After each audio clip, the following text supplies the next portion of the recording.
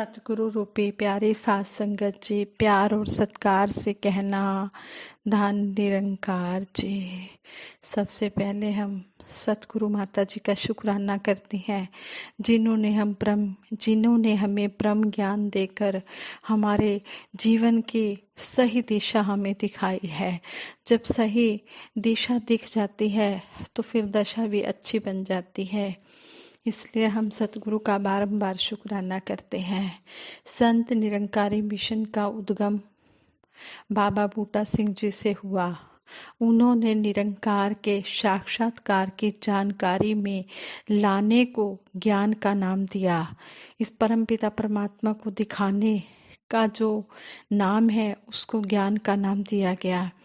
बाबा बूटा सिंह जी ने इस ज्ञान की ज्योति को लगातार जलाए रखने के लिए शहंशाह बाबा अवतार सिंह जी महाराज को उचित व श्रेष्ठ समझा और इसके प्रचार प्रसार की जो जिम्मेवारी है यह भी उन्हीं को सौंप दी गई। समय के साथ शहंशाह बाबा अवतार सिंह जी महाराज ने ज्ञान के साथ साथ सेवा, श्रद्धा, विश्वास, सिमरन व सत्संग को भी अहमियत दी, जिससे कि यह हमारी भक्ति का आधार बने। शहंशाह बाबा अवतार सिंह जी महाराज ने फिर से गुरु भगत बनने का फैसला लिया और गुरु की जिम्मेदारी बाबा गुरबचन सिंह जी महाराज को सौंपकर स्वयं गुरसिख बन गए।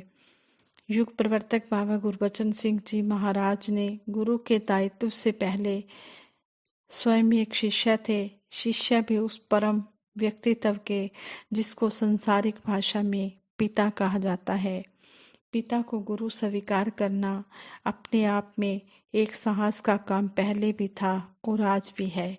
बाबा गुरबचन सिंह जी महाराज ने युग की जिम्मेदारियों के साथ साथ एक गुरसिख की तरह भी पूरी तरह से समर्पण भाव से सारे काम गुरु की इच्छा के अनुसार किए।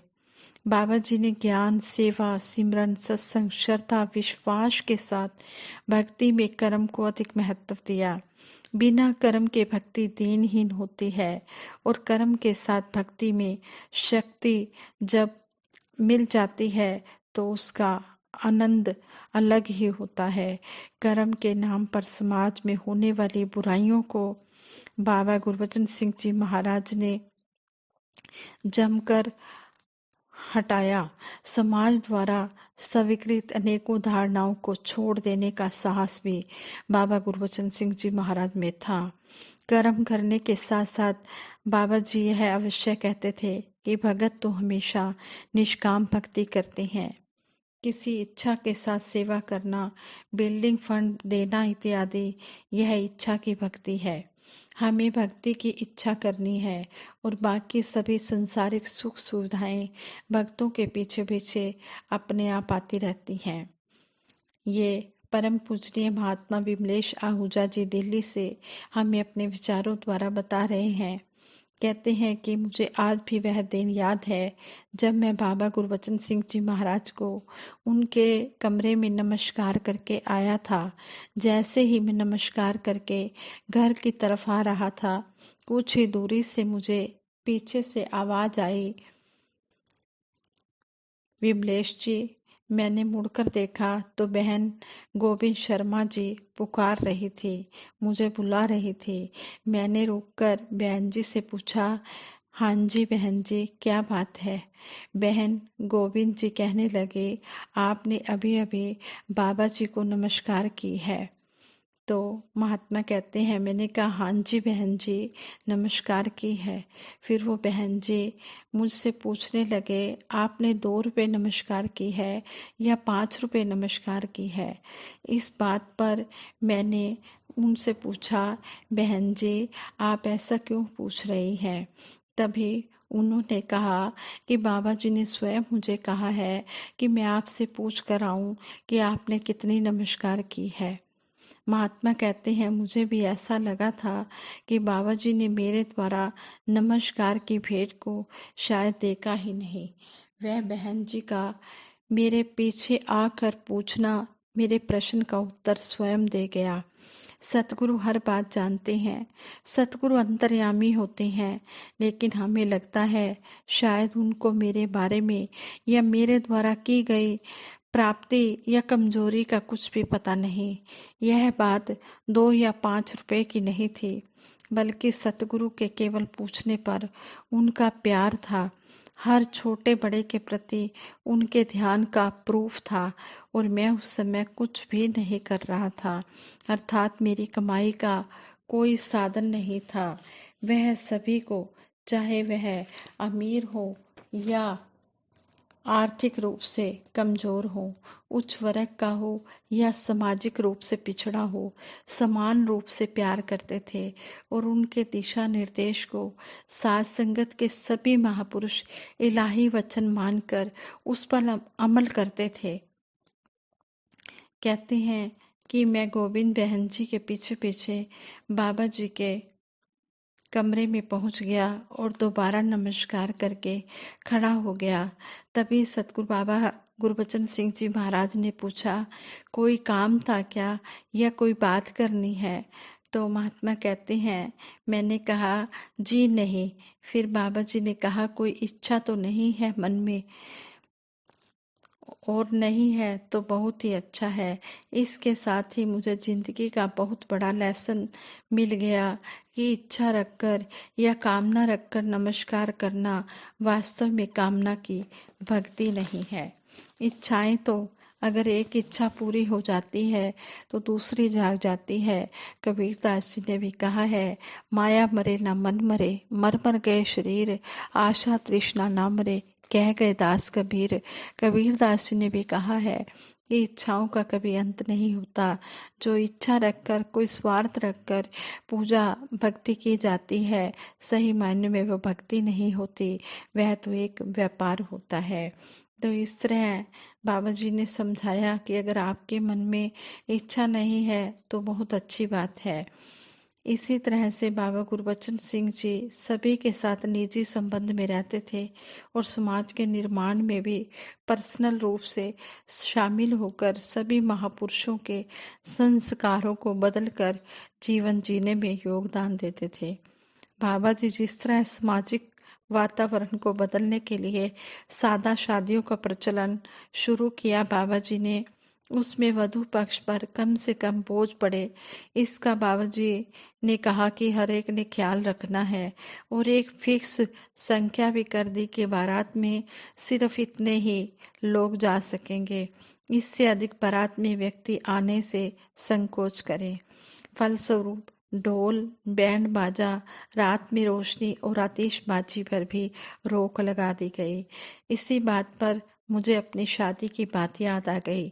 महात्मा विमलेश आहूजा जी अपनी शादी की बात भी कर रहे हैं।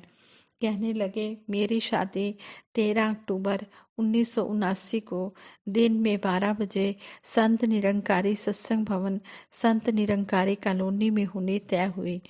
मैं अपने परिवार और पिता श्री JRD सत्यार्थी जी, जो निरंकारी मंडल के प्रधान रहे, कहते कि मैं अपने पिताजी को देख रहा था कि कोई खास आयोजन तो किया ही नहीं, बैंड बाजा तो था ही नहीं, और बारात के नाम पर परिवार के सगे संबंधी, साथ संगत के सदस्य सीधा सत्संग हाल में इकट्ठे हो गए।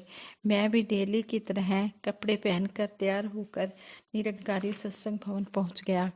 12 बज चुके थे।